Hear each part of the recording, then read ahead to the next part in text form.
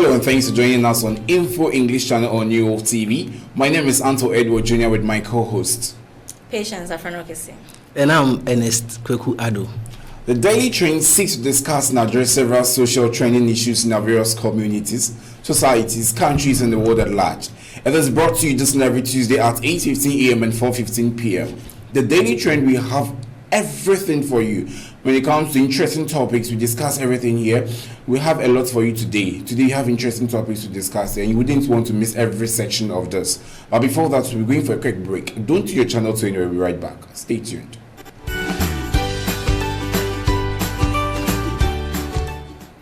All right, welcome back to another interesting episode of the Daily Trend. Today we have on the topic some interesting some interesting topics to discuss. First, we'll talk about housing. Yes. My co-host, housing, Ernest, what do you think about that?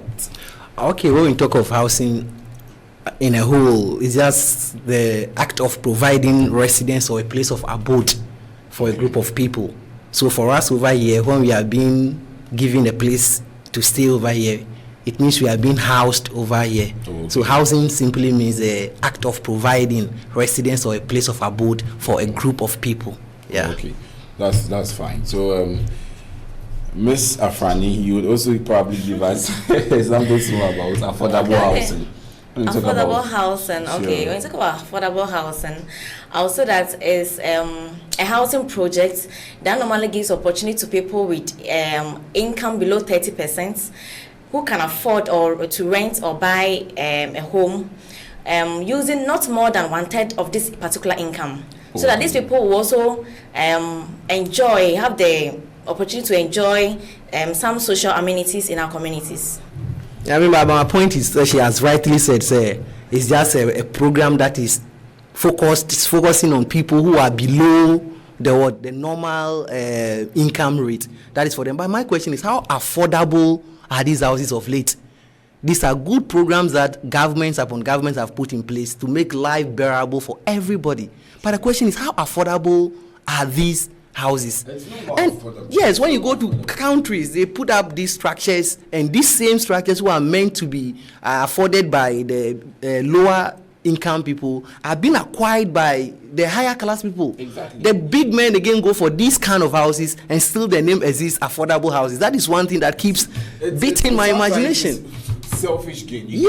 Because they know that this actually, usually one of the roles governments actually play in this house, we presume that they are supposed to provide affordable housing for people who cannot really actually pay for that kind of expensive housing. So if this is actually provided by the government, and these same ministers or people who are in the government sector would come back and then occupy this affordable housing. But when you're talking about affordable housing, when I also that sometimes it's affordable, as you said, or as you are against, because as compared to the real estates, in affordable housing, it's a home that at least you have the required things there.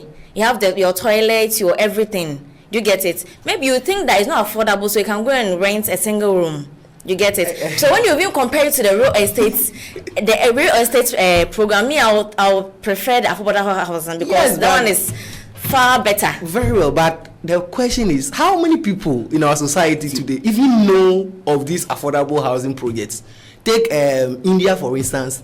They have projected that by 2022, the government is supposed to provide housing for all its citizens. So India is on the way providing these things. It is a law, it's there, so it's been provided. But come to Africa, how many people know of this? How affordable? When it comes to Ghana, Africa, we have some in Ghana. Yeah. We have places that they've provided for the citizens, and it's tend to be affordable.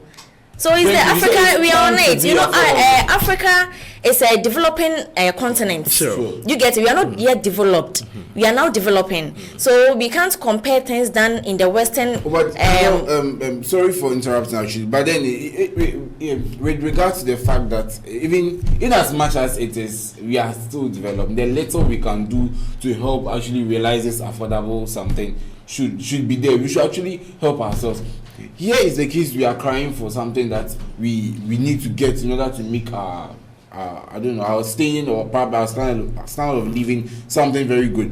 We need to also consider the fact that people who are actually fighting for that, the government and then ministers, those who are actually into it, they should also see to it that, okay, fine, this is what is being provided. Let's take good care of that. Let's maintain it. But these same people are actually retrogressing our progress. Oh, yeah, I'll give governments a thumbs up for this one, because if you look at the history of every country now, every country is trying to meet this standard by providing affordable houses for its citizens. So they keep establishing ministries that will take care of this. You talk of the housing ministry, you go for the poverty alleviation and the what? Sure. Ministry, just to cater for this. And thanks to our international donors, the IMF, the World Banks, they are all coming. But now the problem is making this affordable housing affordable to the targeted people, so that when these housings are put in place, those that are targeted before they are put in place are the beneficiaries of it. That is my problem. And they are not meeting their target. Yes. They are not meeting their target because of their selfish interest. Yes. You get that? You know, the issue is in this world, we have something called protocol. Yeah. You get it? Though it's the government initiative. Let's say the person has appointed you, Mr. Ernest, as the housing minister. You get to take care of it. So the person is not there to ensure whether you are actually giving the homes to people who have income below 30%. That is failure on the government's part. The president is a failure on his part. If you have appointed me as a minister for so and so, you have to ensure that the purpose for which you have given that position to me. Yes, so the supervision is not there. You don't supervise. Okay. You get it? Sure. You give them the work. At least you need to get a feedback. You have to go to the field to check whether the work that I've given to this particular person is being discharged. But here's the case that they give the work, they see in the offices. Well, my brother, it's a pity. It's just like what Jesus said some 2,000 years ago is happening. That even birds and animals have places of abode, but the Son of Man is not having places to a place of abode. That is what is happening in our society. People don't have places to sleep. That is why these initiatives are being brought in to cater for them. Yeah. My friend, if you have ever lived in the slum area before, you cry. Sure. See where people sleep. See where people sleep. You can't even get places to sleep. Exactly. And these initiatives are there to help. So it is now our duties to put our governments to tax, so that the purpose for these things are met. Yes, exactly. Sure. So it's actually a problem. We really need to work on that. And then we have some reforms and land reforms and other things. Yeah. For the land reforms, we talk about you changing the laws, the regulations, or the custom regarding land ownership. You get it? So it can be land property redistribution. I have the property already. I have my how do I even say it? Something governing it. Okay. My agreement governing my land ownership. But then there should be a reform. And a reform is rechanging. You get or re-amending things. Okay. You get it? So we'll probably look at some rules and regulations in conducting housing business. Some probably few regulations or some. Okay, before we go to that, I would want to add a little to what Pat has said concerning land reforms. The land reforms. Yeah, you see, before the arrival of the colonial masters, we all know that land is a free gift from God. So people used to acquire it anyhow. 3 of us can come together, lay hands on this place and say it's for us. So after that time, they have thought that no, if they allow it to go like that, it will not be well. So they have started putting in reforms to regulate the acquisition of the lands. So when you go to India, I keep using India because India is doing very well in that regard. Before the arrival of the colonial masters, the lands are being owned by these people that we call the Zamaridians. They are the richest people in India. Exactly. So after the government has taken place, they say no, these laws, there must be laws that will regulate. The land must not belong to only the rich. Exactly. Thereby bringing what we call the Zamandari Abolition Act which seeks to cancel that perception of land being owned by only the rich people. So these rules, the regulation is just rules to govern the acquisition of land. Don't forget, the government of every country is a custodian of all state lands.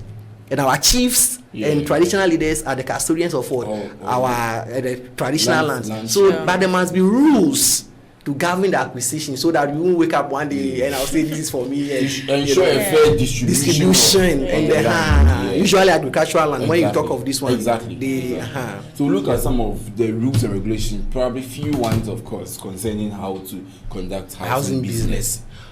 Okay, the housing business is now a lucrative business of late. So before you can do that, there are rules like all lands that you want to use for the housing project must be acquired legally. Sure. Yeah, because of this land guards issue, all lands must be acquired legally. You must make sure that the housing that you are providing has fire safety apparatus. Exactly. So that should there be a case of fire outbreak, there will be plans to extinguish the fire, so that the inmates will not be in problem. You must also look at the situation of the property, where you are going to put that property for that business. Exactly. You have to make sure that it is out of waterlogged. You have to make sure that there are some places, when you go to some countries, there are some portion of lands that are earmarked for certain projects. Sure. So when you go to those areas, there are only businesses. You don't have houses over there. You don't have markets over there. So there are rules that you have to follow. And probably if you have to even consider the fact that maybe flood insurance. Yes, flood insurance. And as you said, the insurance, even the person coming to rent the house should also have insurance. Exactly. Sure. You get it? Yeah, exactly. Sometimes you that particular place the person is going to rent, even that business you are going, housing business, you need to ensure that all the resources, all the equipment, everything there are actually intact. And you also have to make sure that the agreement you sign with the tenant is clear. Exactly. It's very understandable, so that anyone who takes it to read, it shouldn't be any ambiguity or any contradicting sentences or phrases. Yeah, and since it's a business of late, you don't have to forget your property rates. Sure. Yeah, you have to make sure you pay your property rates regularly. If not, the government will come after you. Yeah. So those are some of the rules. So that's very fine. That's very fine. Yes. All right, viewers, I'm sure you're enjoying today's show. We're going for a short commercial break. We'll be right back.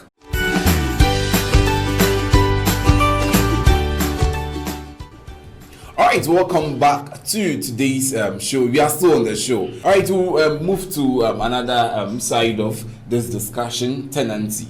Tenancy. When we say tenancy, the layman wouldn't know what it is. We just want to define. Okay, first of all, let's talk about a tenant. Sure. A tenant is someone who goes in to stay in a house of a landlord or a house owner. You get it? So the tenancy is the act of staying in somebody's property, using somebody's property. That's what we call tenancy. So you the one go in for the property, you are called a tenant. Okay. So in this case, you can talk about a lessor or a lessee. Okay. So the lessor will be the landlord or the property owner, and you the one going in for it, whether to buy or to rent. You are the lessee. Okay. That's fine. Mr. Ennis, do you have something? Yeah, I think he has said it was just a matter of occupying a property, either through lease or by paying rent, which is regulated by other institutions. So that is what as I said about the lease, most of the times when you talk about real estate in two parts. It's either you pay for the accommodation fully and it becomes yours, or it's either you pay it partially. So if it's partially, that is you renting it becomes a lease, and the lease is the agreement between you and the real estate manager or the owner of the real estate. Okay, then that's fine. So what would you talk about house ownership? Yeah. House ownership, I would say, is just a matter of owning a house. So the ones that have owned the house, I'm the owner of that house. And this issue, without owning a house, there can't be what we call tenancy and talking about landlords and tenants. And this ownership of the house too needs to be legally. Yes, you just own it legally. You can't just use your money. Mind you, this ownership and this house rent saga is not easy. It's a big issue in our societies of late because man must find a place to bed, and since we can't build now, automatically you are going to rent. And some house owners are really problems. They are really problems. Oh, but okay, maybe you know the point they are coming from, but some tenants are also their ways. Exactly. Because it's actually two sides. Yeah, recently I encountered such a problem, and then where I don't know whether it was because of ignorance, the house owner didn't know that there should be an agreement, a legal agreement for both of them to sign. So they just used their math to do the agreement. So when the time was up, it was after 3 years that the man should quit the house. Then said, "Oh, it's not time." So what now does the house owner or the landlord has to show that your time is actually up? So the tenant was just threatening the landlord. So now they have to send it to the rent control for them to give him 3 months, because everything shows that your time is up. But because the man, I think because he wasn't having money to also pay for the accommodation, he was trying to use legal means to mastermind the landlord. You get it? So sometimes this problem is not actually easy. You need to also be careful because it's both sides. Some landlords are bad, some tenants they are also worse. Yes, and this leads us to what the tenancy agreement. Sure. Before you go into a property, there must be what agreement between you and the landlord. Yeah. Usually, what is done is that there's a nationwide regulation of what tenancy issues before. But when you go to some places, the landlord has his own rules. I build my house, and you are coming to stay in. Don't come with your brofo. I mean your big English and come and control me in my house. This is my house. Since the government is not able to provide for it, I have provided my house. These are my rules. So you have to follow it. But sorry for interrupting. Regardless of the fact that you've actually built your house and you have your how do I even put it? You have your rules and regulations. It needs to equally favor the tenants, because without the tenants, you wouldn't. Wouldn't be anybody to. There wouldn't be. Are you going to rent your house or your place, your apartment to animals? It's human beings. So those rules and regulations should actually be reasonable. Some tenants are problems, as I said. They will give you some difficult rules and regulations. The tenants, the landlords. The landlords are very. I'm talking. The landlords. I mean, and then some tenants who are actually stubborn. But you know, and most of the times in the agreements, the tenancy agreements, there are 4 basic things. Sure. We talk about the who, the what, the when, and how much. We talk about the who, the 2 partners involved, the lesser and the lessee. Who being the landlord and the tenants. You get it? And then the when, what is the duration? Am I stay in for a year? We have long term and short term. Exactly. So is it a year or is 2 or is 3? Sometimes it's also based on the preference of the landlord. Sure. Because some people say that, oh, me, I can't lease my house for someone less than 2 years, unless you are ready to stay from 2 years upwards. You also have the what at all am I also taking from the person? Is it a home? Is it a store? Is it a storage? Is it a packing place? You get it? And how much are you paying? So if all these are not part of the tenancy agreement, in future when you have to refer back to the agreement, the tenancy agreement, there will be some contradiction. Always there. Because that's when the truth is there, but since it's not in the agreement, one of them will try to play smart there. You see, in our area where we live, Africa, take Ghana, Togo, for instance, under normal circumstance, if you are going for a property, you are not supposed to pay more than 6 months advance. 6 months, you get me right? 6 months advance. And when your landlord wants to evict you, he has to give you notice 3 months before the eviction, or even when your rent is due, and you have to renew it. Your landlord must wait and give you a 3 months grace period. But this a lot of us don't know. The problem is, I have my property. Those laws are governed. These laws are not by the landlord. The landlord has no say over it, but controlled by the rent control. But the problem is, the houses are not enough. So when you come and I tell you pay 3 years advance, you will do everything. You need a place to put your head. So quickly you rush and go for it. And so that brings us to the fact that the government should actually make provision of all these affordable houses, and then you should make sure that all these things actually come into existence, just to reduce this kind of problems. Now the person wouldn't have the means. The person would have to go for a loan, or something like that, to just in order to be able to pay for that. My brother, it's a pity. It's a pity. For the person yeah, to but get a place, you know, sometimes it's not also their fault.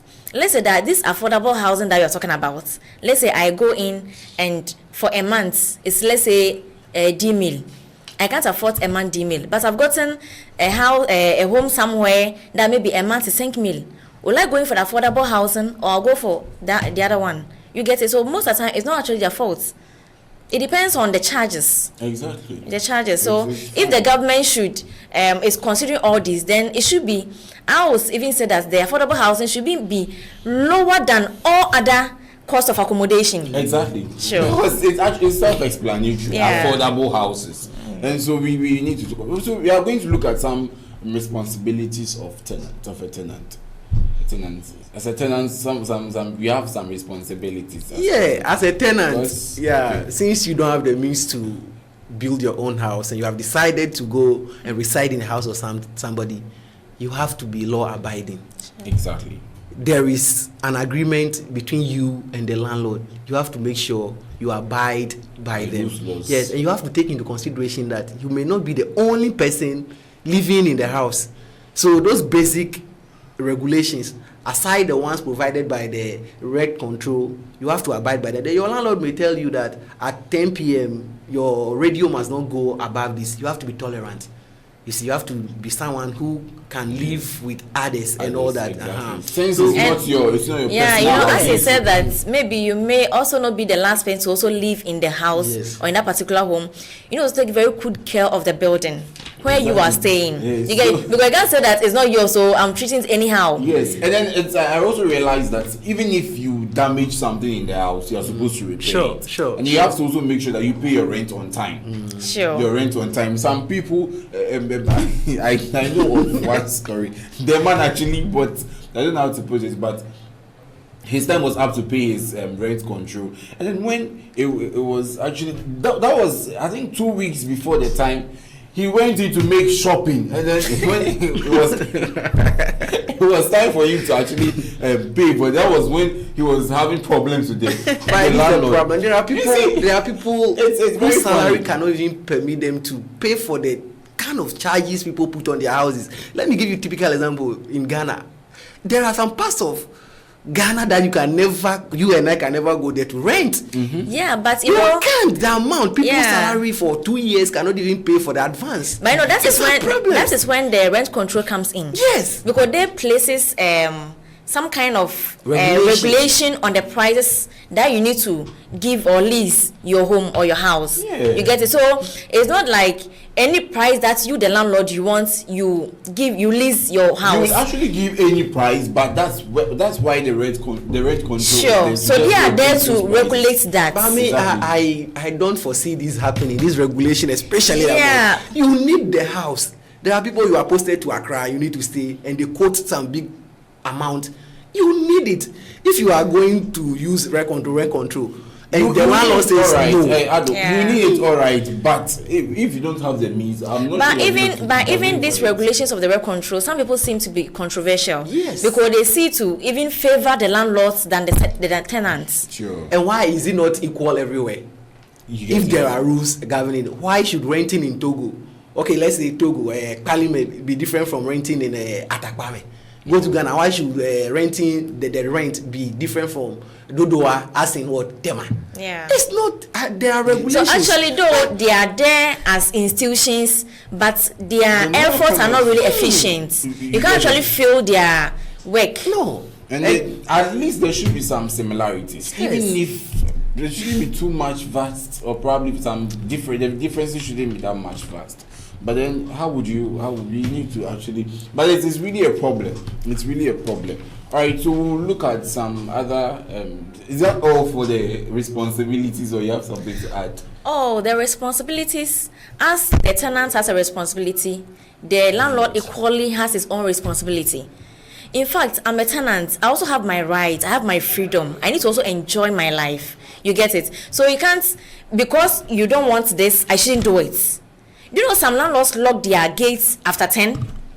So after 10 p.m., you don't, you can't enter again. Yes. So meaning if I'm a tenant, I should rather be in the house before 10 p.m. And how is that possible? So meaning if I want to go out and then stay outside for about 12 o'clock, I can't come in again. I need to sleep outside. Because the landlord says that we should enter before 10 p.m. Sometimes it's really worrying. Yeah, some landlords, the landlord will tell you can't bring, if you're a guy, you don't have to come to my house with a lady. Do you know there are rules governing that? You don't have to consider the skin color of someone before renting your house. It's a serious regulation. And you know that some landlords, they'll ask you, are you married or not? If you're married, they won't give it to you. Yes, sure. Some people seriously? Are not married, they will give it to you. So, yeah, they have a point. They have a point because if you are not married, those who give to married people, they know that married people, excuse me to say, are responsible. So when you are married, I know you can take good care of my house. Sure. You are not going to bring girls that will cause fight. But there is a problem there, and people also wouldn't give it to married people. Sure. It's also there. They think that's where overcrowding comes in. So then maybe the room was going to contain more than the number required. You get it? Yeah. So from there to people, I know of a place, a place in Kumasi. The man is actually has given birth to 5 children, and then could you imagine that every morning these people will be just making noise, moving around, fetching sand on the tiles and other things. You get it? The place is always in a mess.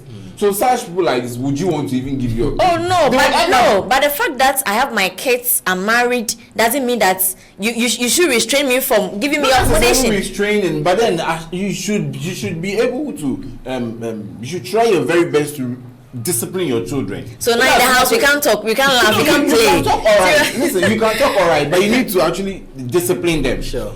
You let them know that you are in somebody's house. Listen, they should know their limits. Trust me. Please, you know, some landlords, let's say, we have majority. Maybe they are old. You get it. Yeah. So even pounding fufu, like pounding palm nuts, like anything that you do to make noise, they are irritated by it. So doesn't mean that I shouldn't do it. Not that you should. You have every right to do that, but in as much as the owner of the house disregards, you need to actually then that doesn't respect the interest of the tenant. No, you see, it's true, but in as you fine, would you want to actually disturb your grandfather?